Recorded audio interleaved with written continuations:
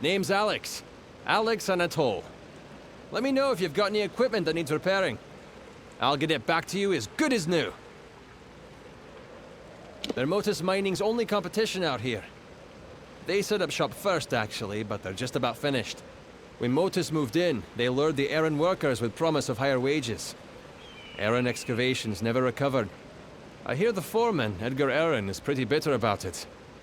He still hasn't left, though. Probably holding on to the hope he can get his business running again. It's a dangerous region, for sure. There are beasts out there just waiting to tear a gnome apart. The mining operations here have run into a real wall when it comes to the local wildlife. Take heed and learn from their hardship. Make sure you're well equipped, and don't hesitate to ask for repairs.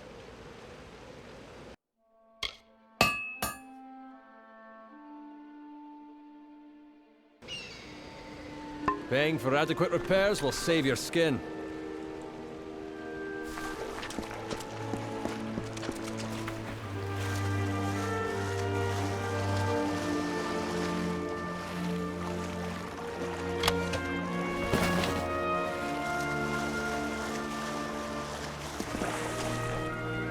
The problem with Apatir is they didn't use no miners. The sun's something, isn't it?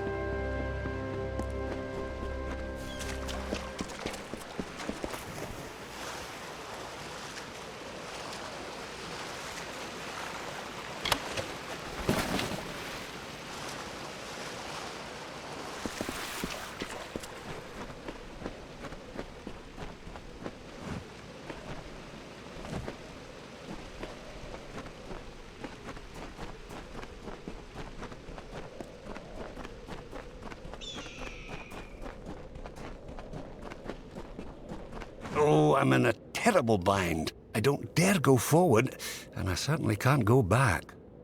Mind you, I wouldn't go up that eastern ledge. It's most unsafe. Yes, well, no. I got 10 paces up the slope when I spotted those Fae. What's a scholar to do against hordes of vicious beasts? One of those boggarts, it shook its fist at me. Yes, and find out what's wrong. Now that I've found it, and have no desire to investigate further.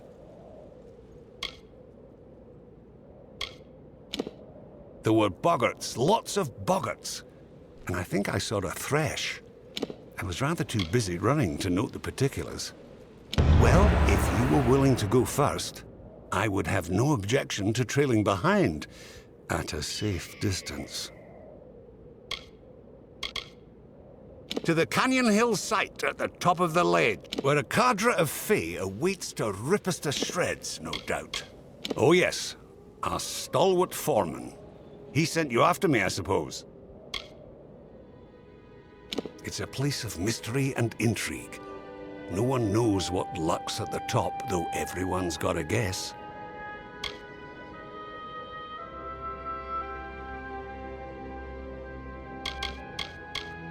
Scholar of Mineralogy, Motus Mining, and unwitting adventurer. A pleasure to make your acquaintance, I'm sure. Edessa could not have been built without the Motus mining interest. I've heard tales of terrifyingly scarred men appearing at the entrance of the caverns from time to time. I don't care why they're there, I just don't want them anywhere near me. Lead the way. Up the slope we go. There they are.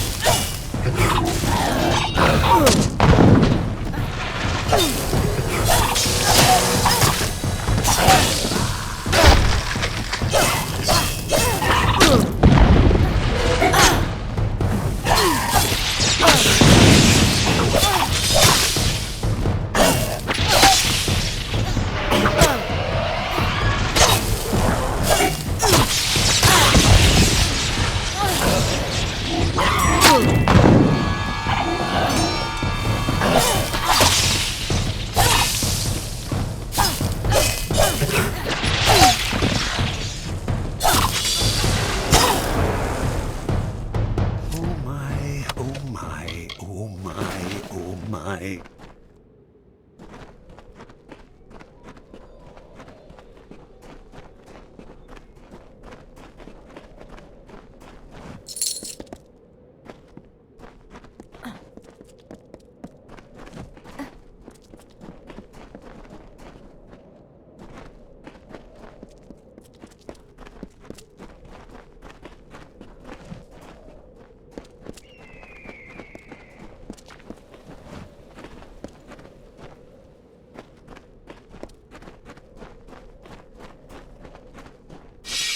I see something at the end of the trail.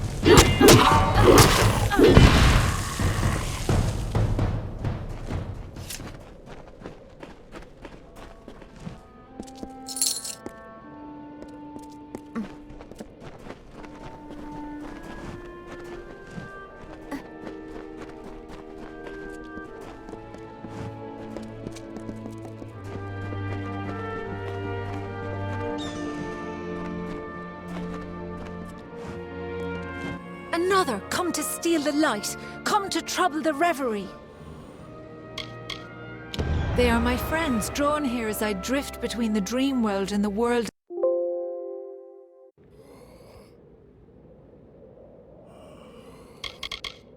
I long to return to the reverie. While Calavar walks the sands, I must sleep. He and I are two, where there once were many. We lived then wild on dune and crag. Now he watches the waking day, and I tend to the dreaming murmurs of the stone. When I became aware the light was gone, the shell of the reverie cracked, and my dream self wandered free. Long, long ago, I wandered lost in the dark of night. I cried a pool into a rocky basin, and starlight gathered there. I fashioned this into a jewel, and by its light found my way home. Is it any wonder that I hold it so dear? They are my friends, drawn here as I the light, source of solace. Snuck took it northward, through the narrow rocks, to their village. It's beginning to make sense. This Fey maiden is real, but I believe we're speaking to a projection of her as she dreams. There is a Fey hollow under this mine, where I'll wager she sleeps. And these other Fey, they're drawn to the power of this projection. Restoring to her this light she speaks of might calm things down. Find me at the Motus mining office when you return it to her. I'll make sure you're duly compensated. Oh yes, our stalwart foreman. He sent you after me, I suppose. Most likely return what was stolen to the Fey maid within the hollow. That is how these things tend to go. No, I feel quite certain. The maiden we see here is a projection of her dream self, as she calls it. The real Fey's asleep somewhere in the hollow below us, I'll wager. And these other wild Fey are drawn to the power she exudes while in this form.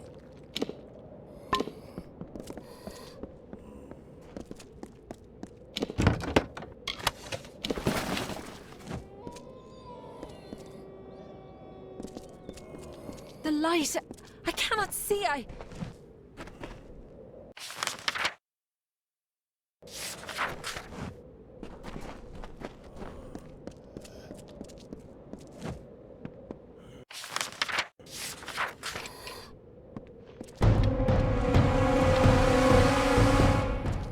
The light, I cannot see,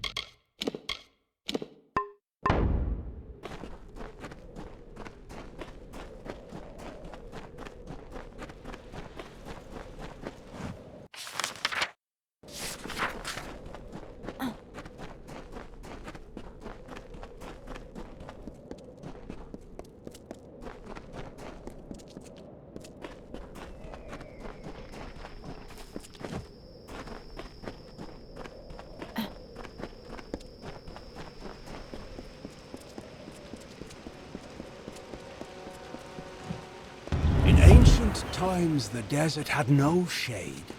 The sun burned the land to ruin. The rivers disappeared, and the animals hid underground. The people cried to Helios. I watch them day by day, their foolish, meddling scampering to separate one piece of earth from a slightly different piece of earth. They know that the land will endure, will heal any wounds mortals can inflict.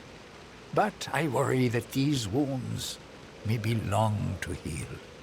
I cannot act, I am bound by our beliefs. But an agent of change could cauterize these wounds by making the century plants bloom. Oh, I cannot make them bloom, not now. When the time is right, one fey whisper will do. You mortals are not bound as we are. You can grow such things out of season. A friend of the sands. You'll do what needs doing. You will need petrichor. Here's a skinful I have gathered. But first, you must ready the plant with fire. Only after fire will they drink the petrichor. There are 3 century plants in this land just now. Make all 3 bloom, and all will be well. Have you met her? Fair and dark as the night itself. She will sleep until my time is past. Then I will lie down and dream while she walks the sands.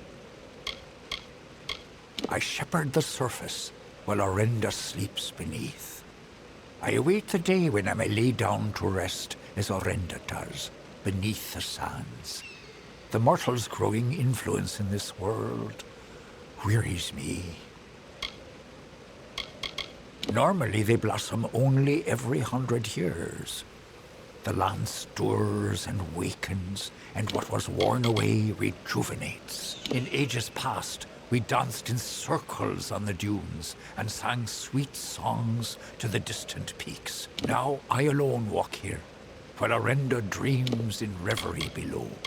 The smell of the earth after rain.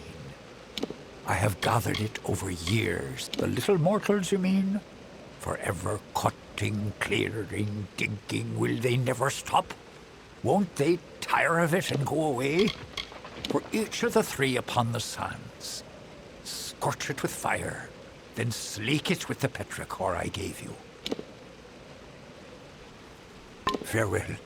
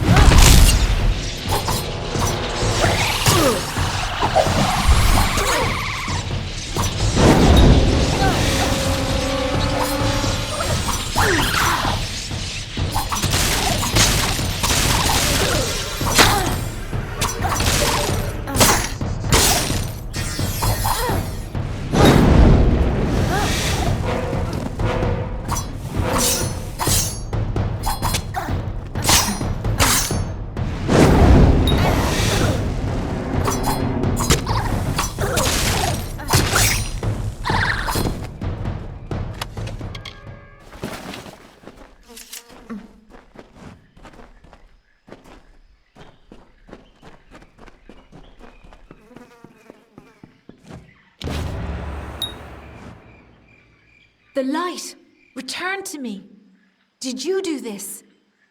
The blessings of the thorn and shadow be upon your head, little mortal. Now leave me to the reverie, and the deep shadow and the far wind sighs. Now I have the light, the reverie will be untroubled. Now leave me be, little one. Leave me be. I long to return to the reverie. While Calavar walks the sands, I must sleep. This is home, the place of power. I can feel the mortal's presence above, taking, chipping away at the land.